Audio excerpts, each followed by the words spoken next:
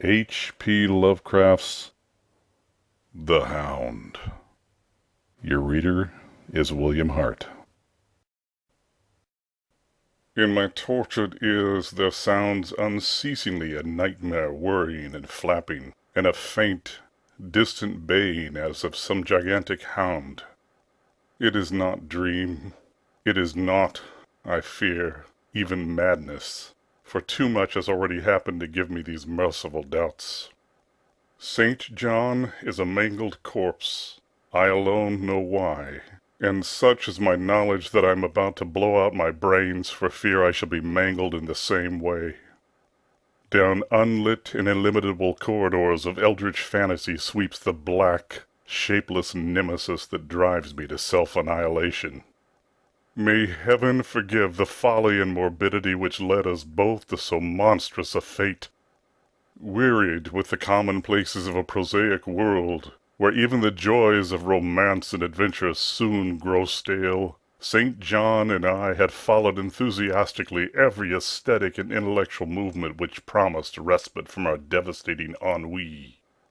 The enigmas of the symbolists and the ecstasies of the pre-Raphaelites all were ours in their time, but each new mood was drained too soon of its diverting novelty and appeal. Only the somber philosophy of the decadence could hold us, and this we found potent only by increasing gradually the depth and diabolism of our penetrations. Baudelaire and Huysmans were soon exhausted of thrills, till finally there remained for us only the more direct stimuli of unnatural personal experiences and adventures. It was this frightful emotional need which led us eventually to that detestable course which even in my present fear I mention with shame and timidity, that hideous extremity of human outrage, the abhorred practice of grave robbing. I cannot reveal the details of our shocking expeditions, or catalogue even partly the worst of the trophies adorning the nameless museum we prepared in the great stone house where we jointly dwelt, alone and servantless. Our museum was a blasphemous, unthinkable place, where with a satanic taste of neurotic virtuosi we had assembled an universe of terror and decay to excite our jaded sensibilities. It was a secret room, far, far underground, where huge winged demons carven of basalt and onyx vomited from wide grinning mouths weird green and orange light, and hidden pneumatic pipes ruffled into kaleidoscopic dances of death the lines of red charnel themes hand in hand woven in voluminous black hangings. Through these pipes came at will the odors our moods most craved, sometimes the scent of pale funeral lilies, sometimes the narcotic incense of imagined eastern shrines of the kingly dead, and sometimes, how I shudder to recall it, the frightful, soul-upheaving stenches of the uncovered grave. Around the walls of this repellent chamber were cases of antique mummies alternating with comely, lifelike bodies perfectly stuffed and cured by the taxidermist art, and with headstones snatched from the oldest churchyards of the world. Niches here and there contained skulls of all shapes, and heads preserved in various stages of dissolution. There one might find the rotting, bald pates of famous noblemen, and the fresh and radiantly golden heads of new-buried children. Statues and paintings there were, all of fiendish subjects and some executed by St. John and myself. A locked portfolio, bound in tanned human skin, held certain unknown and unnameable drawings which it was rumored Goya had perpetrated but dared not acknowledge. There were nauseous musical instruments, stringed, brass, and woodwind, on which St. John and I sometimes produced dissonances of exquisite morbidity and cacodemoniacal ghastliness, whilst in a multitude of inlaid ebony cabinets reposed the most incredible and unimaginable variety of tomb loot ever assembled by human madness and perversity. It is of this loot in particular that I must not speak. Thank God I had the courage to destroy it long before I thought of destroying myself. The predatory excursions on which we collected our unmentionable treasures were always artistically memorable events. We were no vulgar ghouls, but worked only under certain conditions of mood, landscape, environment, weather, season, and moonlight. These pastimes were to us the most exquisite form of aesthetic expression, and we gave their details a fastidious technical care. An inappropriate hour, a jarring lighting effect, or a clumsy manipulation of the damp sod would almost totally destroy for us that ecstatic titillation which followed the exhumation of some ominous, grinning secret of the earth. Our quest for novel scenes and piquant conditions was feverish and insatiate. St. John was always the leader, and he it was who led the way at last to that mocking, that accursed spot which brought us our hideous and inevitable doom. By what malign fatality were we lured to that terrible Holland churchyard? I think it was the dark rumor and legendary, the tales of one buried for 5 centuries, who had himself been a ghoul in his time and had stolen a potent theme from a mighty sepulchre. I can recall the scene in these final moments, the pale autumnal moon over the graves, casting long, horrible shadows, the grotesque trees, drooping sullenly to meet the neglected grass and the crumbling slabs, the vast legions of strangely colossal bats that flew against the moon, the antique ivied church pointing a huge spectral finger at the livid sky, the phosphorescent insects that danced like death fires under the yews in a distant corner, the odors of mold, vegetation, and less explicable things that mingled feebly with the night wind from over far swamps and seas, and worst of all, the faint, deep-toned baying of some gigantic hound which we could neither see nor definitely place. As we heard this suggestion of baying, we shuddered, remembering the tales of the peasantry, for he whom we sought had centuries before been found in this selfsame spot, torn and mangled by the claws and teeth of some unspeakable beast. I remembered how we delved into this ghoul's grave with our spades, and how we thrilled at the picture of ourselves, the grave, the pale watching moon, the horrible shadows, the grotesque trees, the titanic bats, the antique church, the dancing death fires, the sickening odors, the gently moaning night wind, and the strange, half-heard, directionless baying, of whose objective existence we could scarcely be sure. Then we struck a substance harder than the damp mold, and beheld a rotting oblong box crusted with mineral deposits from the long, undisturbed ground. It was incredibly tough and thick, but so old that we finally pried it open and feasted our eyes on what it held. Much, amazingly much, was left of the object despite the lapse of 500 years. The skeleton, though crushed in places by the jaws of the thing that had killed it, held together with surprising firmness, and we gloated over the clean white skull and its long, firm teeth and its eyeless sockets that once had glowed with a charnel fever like our own.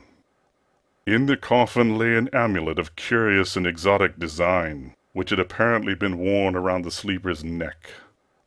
It was the oddly conventionalized figure of a crouching, winged hound, or sphinx with a semi-canine face, and was exquisitely carved in antique oriental fashion from a small piece of green jade. The expression on its features was repellent in the extreme, savoring at once of death, bestiality, and malevolence. Around the base was an inscription in characters which neither St. John nor I could identify, and on the bottom, like a maker's seal, was graven a grotesque and formidable skull. Immediately upon beholding this amulet we knew that we must possess it, that this treasure alone was our logical pelf from the centuried grave. Even had its outlines been unfamiliar we would have desired it. But as we looked more closely, we saw that it was not wholly unfamiliar. Alien it indeed was to all art and literature which sane and balanced readers know, but we recognized it as the theme hinted of in the forbidden Necronomicon of the mad Arab Abdul Alhazred. the ghastly soul symbol of the corpse-eating cult of inaccessible Lang in Central Asia.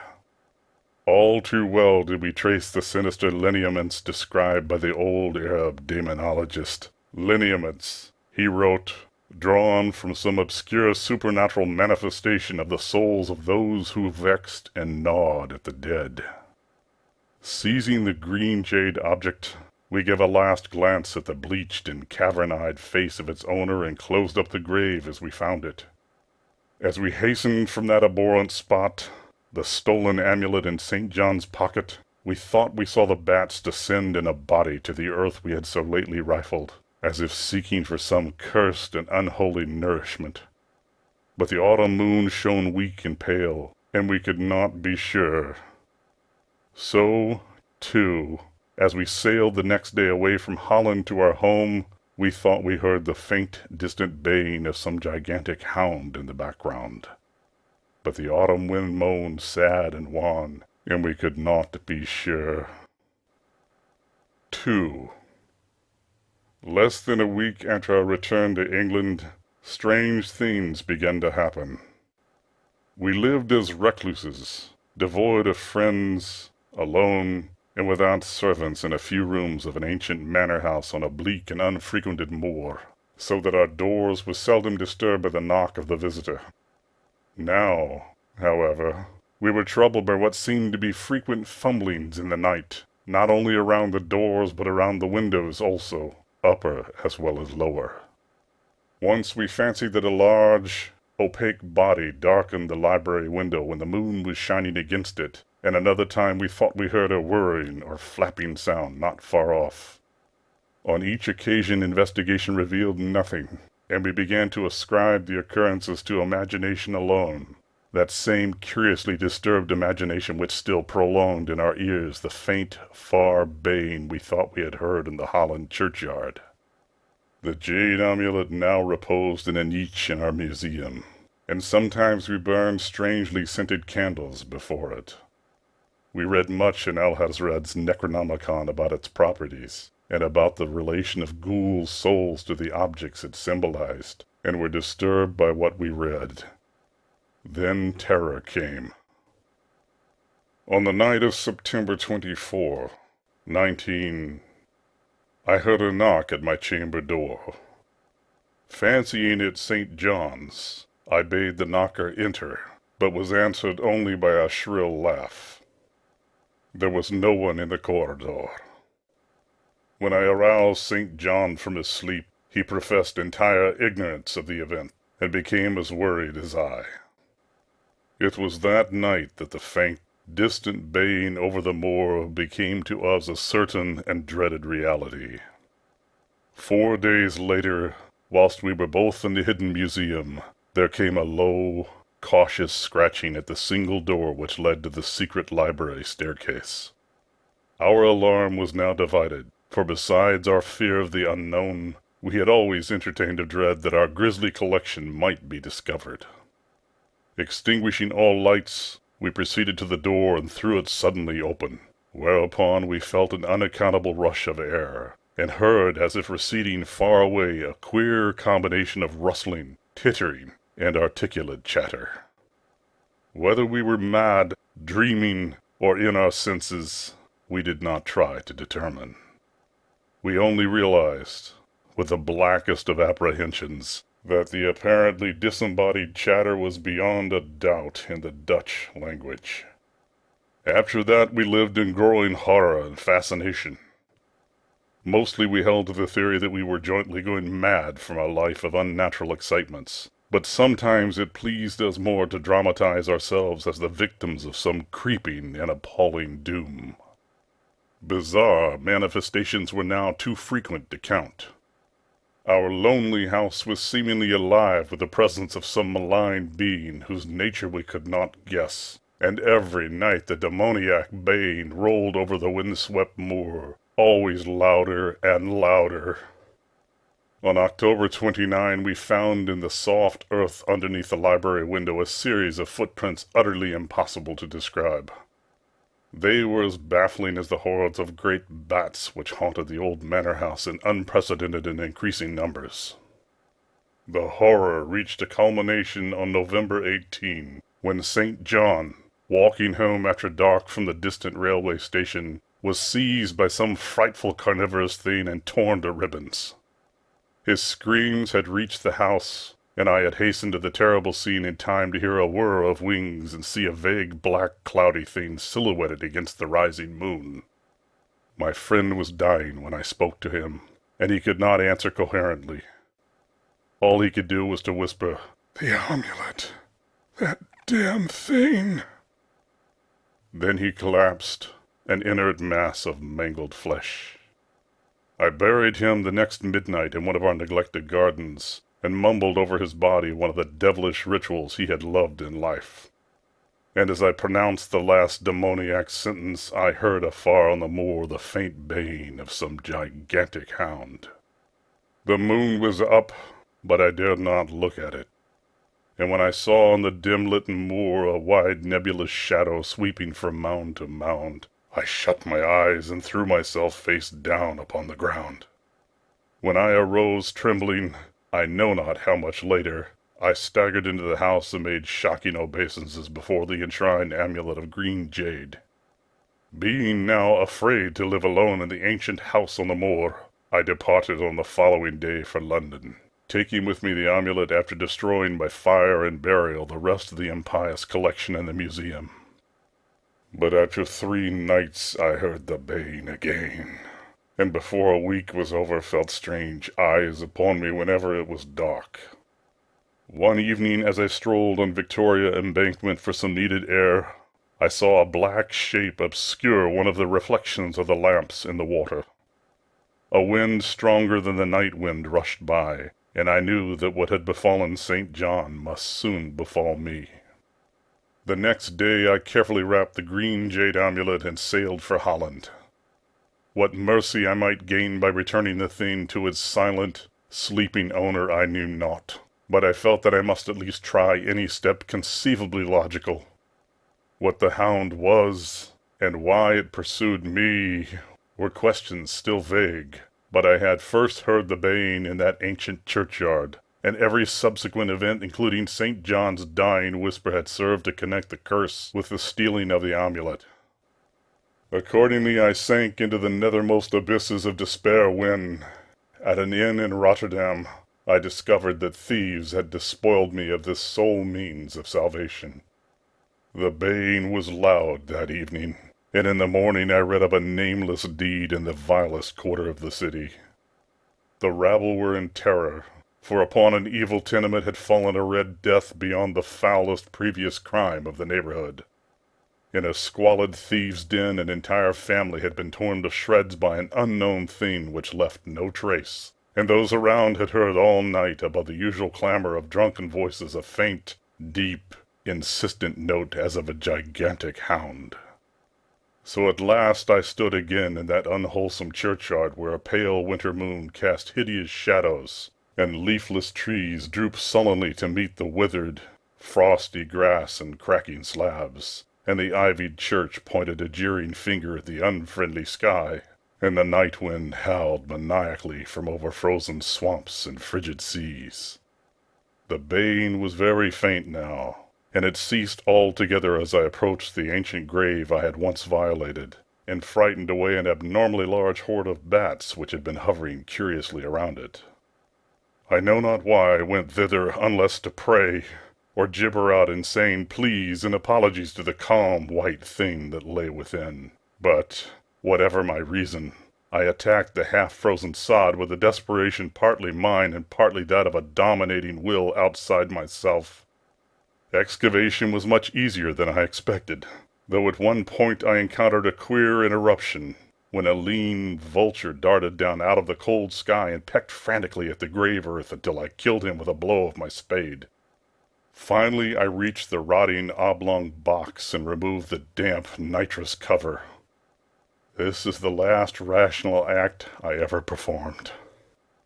For crouched within that centuried coffin, embraced by a close-packed nightmare retinue of huge, sinewy, sleeping bats, was the bony thing my friend and I had robbed, not clean and placid as we had seen it then, but covered with caked blood and shreds of alien flesh and hair, and leering sentiently at me with phosphorescent sockets and sharp and sanguine fangs yawning twistedly in mockery of my inevitable doom.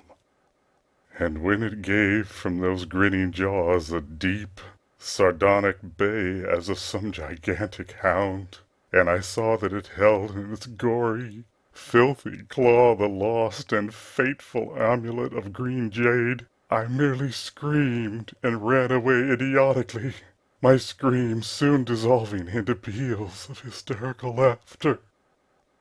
Madness rides the star wind, claws and teeth sharpened on centuries of corpses, dripping death astride a bacchanale of bats from night-black ruins of buried temples of Belial.